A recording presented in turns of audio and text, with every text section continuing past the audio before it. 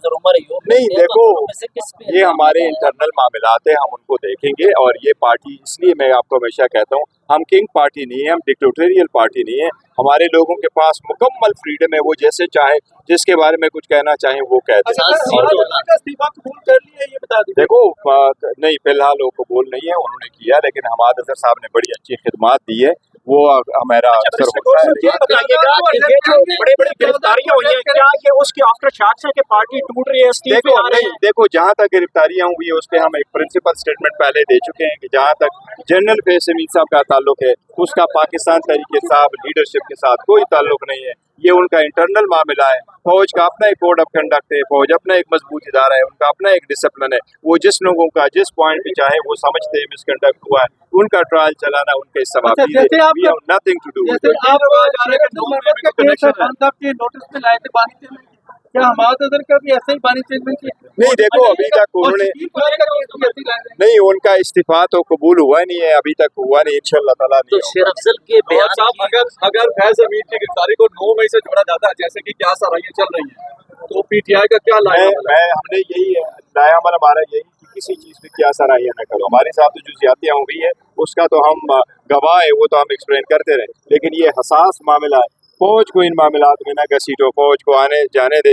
इनको अपनी एक कोड है, वो किन लोगों का ट्रायल करना चाहते हैं, किस वजह से ट्रायल करने थे। हमारा स्टेंस यही है, सिविलियन का ट्रायल कभी कोर्ट मार्शल में नहीं हो सकता। फौज में जो लोग हैं, जो यूनिफॉर्म में, या वो लोग जो रिटायर होते हैं, सब्जेक्ट टू सर्टेन एक्सेप्शंस, वो सब्जेक्ट टू मिलिट्री लॉज होते हैं, उनका कोर्ट मार्शल हो सकता होगा। ये उनका इंटरनल मामला है, इन पे किसी के पास अभी डिसएसोसिएट क्यों कर रही है पीटीआई उससे? नहीं, वो हम कर चुके हैं ना, हमारे उसके साथ ज़ाती ताल्लुक रहा है, न पीटीआई का कोई सियासी ताल्लुक रहा है, कभी भी नहीं रहा। अगर उसके साथ ताल्लुक रहा था तो वो एज डीजी ISI थे। और ये देखो, एक डीजी का ट्रायल होना, एक उसका ट्रायल होना एक सीरियस मसला है। पाबंदी लगाई है, आप जो है वो लोगों की आवाज़ बंद कराना चाहते हैं।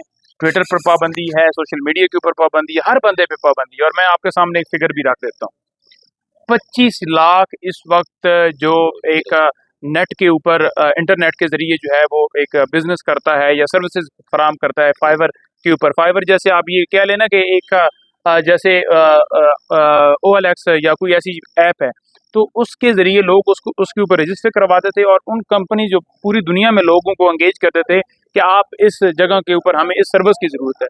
25 लाख बेरोज़गार हो गए हैं। उन तमाम लोगों की बेरोज़गारी का जो है वो गुनाहगार कौन है? जो बेरोज़गारी हुई है, 25 लाख को नौकरियां कौन देगा? आप लोगों के रोज़गार बंद करें, आप लोगों के जो है वो फाइनेंशियल जो उनका इनकम आती है वो आप बंद करें, और आप ये समझ रहे हैं कि ये डिजिटल दहशतगर्द हैं, ये मुल्क दहशतगर्द है, फिर तो आपने पाकिस्तान के हर शहरी को दहशतगर्द बना दिया। हम इसकी पुरजोर मजम्मत करते हैं, और यही इनकी जो है वो नाजायज़गी का सबूत है कि ये इस तरह से पाबंदियाँ लगा कर चाहते हैं जो है वो असरअंदाज हो सकें। और मैं आखिर में ये कहना चाहूँगा, देखें, खान साहब के बारे में ये बात की गई कि 180 टेम्परेचर है उनका, घबरा गए हैं, परेशान हो गए हैं, डर गए हैं, सहम गए हैं फैज़ की गिरफ्तारी के बाद। डिप्टी साहब की गिरफ्तारी उनकी वजह से, अगर उन्हें उनकी गिरफ्तारी नहीं है, उन्हें गायब किया गया है। 24 घंटे में मुतल्लिका अदालत में पेश करना होता है, उन्हें पेश नहीं किया गया।